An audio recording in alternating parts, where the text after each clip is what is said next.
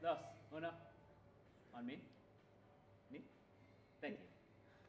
Hey everybody, this is Chuck Gonzales from CrossFit Hillsboro. How you doing? Welcome to the CrossFit Open, right? We've been waiting for this for so long. The 2014 CrossFit Open, repeat of 2011.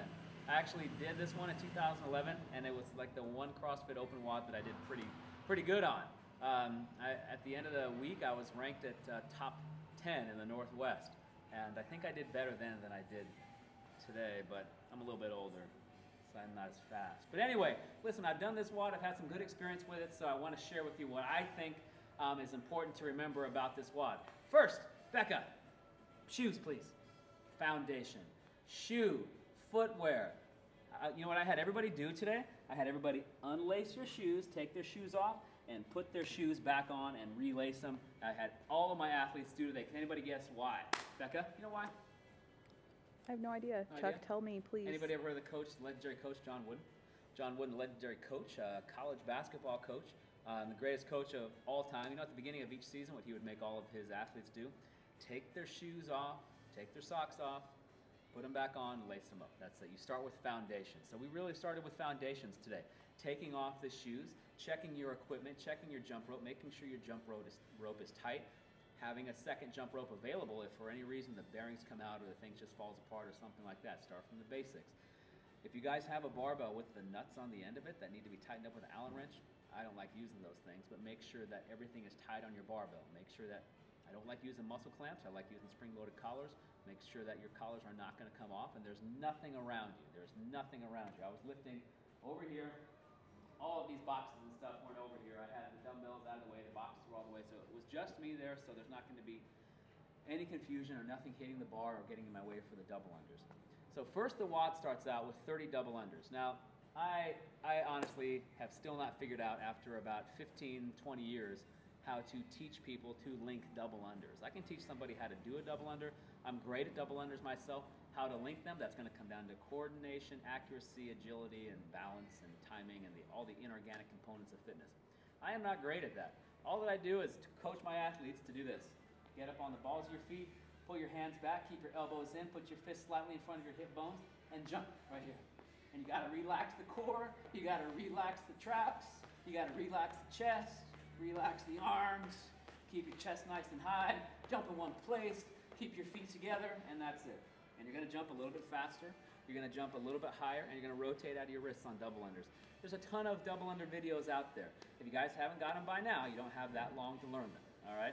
So just do your best. We had plenty of our own athletes do single, single, double, single, single, double. Stop watching my chest bounce up and down. Now, the double unders, you're going to suffer through them, all right? But relax, you guys. Relax. You can burn yourself out as soon as that clock goes off. When you're tense and you're tight and you're laser focused in and your core is tight and your chest is tight, biceps are tight, chest is tight, shoulders locked out, or you're just like isotonic right here, you're going to collapse, all right? All that isometric contraction is going to suck away all of your energy. So you have to do your best to completely relax. And remember, the slower that you go, the faster you're going to get there, because the tortoise always wins the race. Isn't that right, Becca? Tortoise always wins. You got to relax through this. Find a spot, look at it, focus on it. You don't want your judge yelling at you. You're going to relax through this, baby. You're going to have your feet together. You're just jumping nice and neat and light, nice and light and easy. Your transition times need to be fast, but they need to be controlled also. Let's come down here, Becca.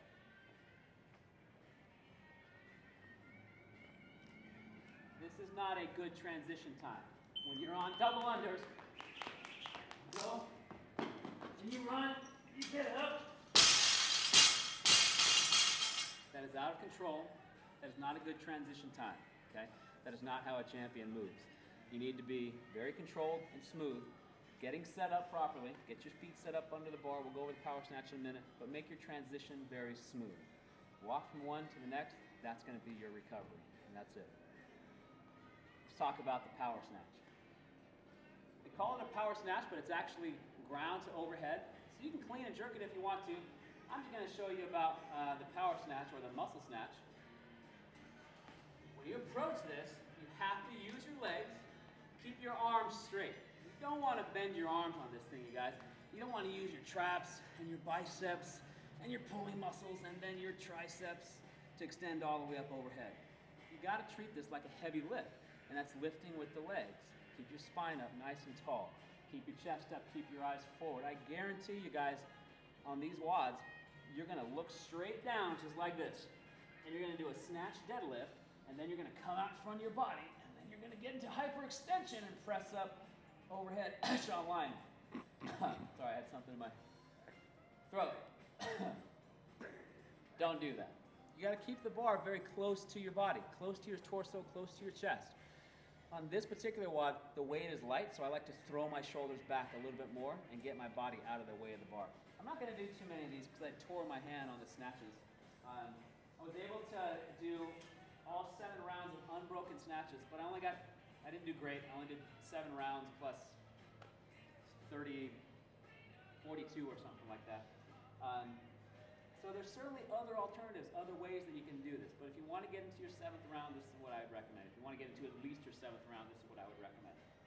As you grab your barbell, you're going to take your natural grip, snatch grip, out wide with a hook grip. I put my knuckle of my big toe, or sometimes my toenail, underneath the barbell. Take your grip, hook grip here, hook grip here. Oh, this hurts already, I can tell. Now I take this on my muscle snatch and I bring it in a little bit closer here. That's just what works for me best. Get my butt down, eyes up. Externally rotate the knees, you guys.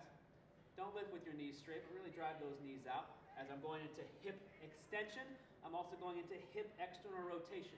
As I get level, I'm going to take off. As I get, not level, but as my back gets vertical with the ground, I'm going to take off.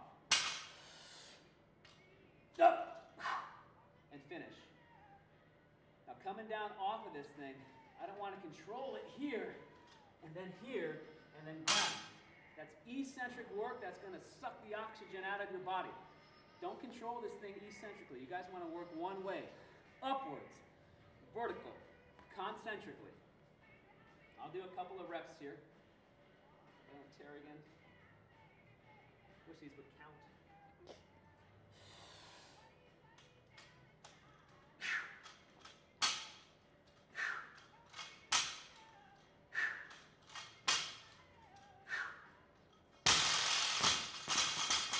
Walk over, I'm going to grab my jump rope, make sure I'm clear, and start on the double unders. You have to relax as best as you can on your snatches. That's lower body. Prime mover is glute max, glute med, piriformis, hamstring, hip extensors. Your shoulders and your triceps are not the prime mover on that. There's a lot more muscle right here than there is right here, or right here. Right? So use this, all right? Don't use these guys, and make your transitions really smooth. The next component I want to talk to you about is mental stamina. Your transitions need to be fast. I do not want to see any of you guys going like this. Your transitions, controlled, not slow, not fast, but balanced and controlled. I don't want to see you guys do this. You finish your snatches, you go to your double unders, and you're going, God, how much time do I have left? How much? Oh, crap. Okay. Don't even worry about looking at the clock, you guys. I want a smooth transition from one modality to the next. Don't worry about the clock. You're going to get onto your double unders here. If you start missing your double unders, and you go like this, and you're still missing, and you're like, crap. You stop, you turn around, you find a new focal point, you focus on that, and you start your double unders again. Relax.